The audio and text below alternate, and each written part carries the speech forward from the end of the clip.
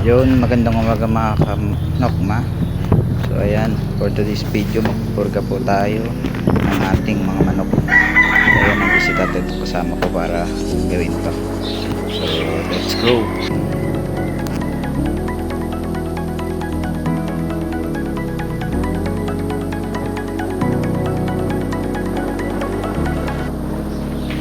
Yun mga kanokma, yan nga pala yung mga pupurgay natin. Tatlo sila, isang 5 months, 6 months, saka isang 11 months. So ayan si Tatay Doc, habang wala pa yung pampurga, papakain muna siya. Tara, bibili na tayo ng pampurga para mapurga na natin. Ayan mga kamanok, ang bumili na tayo. So ang binili ko is isang hammer saka dalawang amtil. So yun ang mga kanokma, kunin ko na yung mga pupurgay natin. So kaya bakit dalawang amtil saka isang hammer, yun is yung sa hammer para dun sa 5 months at yung dalawang amtil is para dun sa 11 months and 6 months natin. So ganun kasi gawain namin. So baka hindi pa kasi kayanin nung 5 months natin yung amtil. So mas malakas kasi ang dosage nun. So ganyan mga kamanok. So yung tatlo na yan is hindi na namin pinakain kagabi. So ngayon namin susubuan. So kadalasan kasi ginagawa ng iba is sa gabi sinusubuan. Pero kami dalawa ni Tatay Doc is sa umaga namin sinusubuan. So wala na siyang kain kahapon, isang hapon hanggang ngayon. Yan. So sinubukan ko na siya yung pinakain ko ng hammer. So yan, ang golden sweater natin.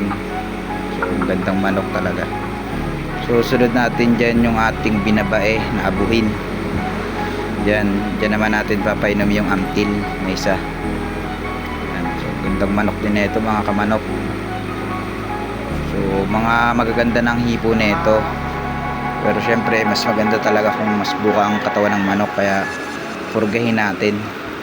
Baling gagawin namin ni Tatay Doc pag purga ngayon, pakain namin mamayang hapon.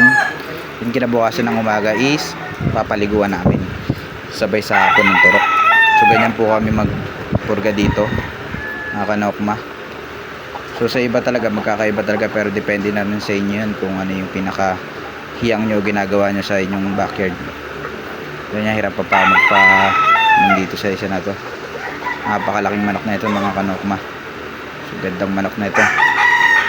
So yun, pagtapos nyan is yung isa natin na sinibalang white kelso. So itong white kelso natin is may isang panalo na. So kaganda na ito ding manok na to. Okay naman ang katawan niya. Mas okay kapag mas ulo ka. Yan, ito yung isa natin. So ito yung may isang panalo na. So yan, no, kaganda rin na manok. Yan mga kanok, madya po isusubo yung isang amtil natin. So maganda naman yung hipo na ito. Syempre nasa regular maintenance yung pagpupurga. So ang pagpupurga po kasi namin dito is monthly, isang beses isang buwan. Yung iba every 15 days, pero nakadepende na sa inyo yun. Sa amin kasi isang buwan, isang beses. So ganyan lang. So lalagay lang muna sa kulungan. So dapat pag pinupurga nyo, bago nyo purgain is nakakulong na ito para wala na ibang matuka. So yun lang, maraming salamat.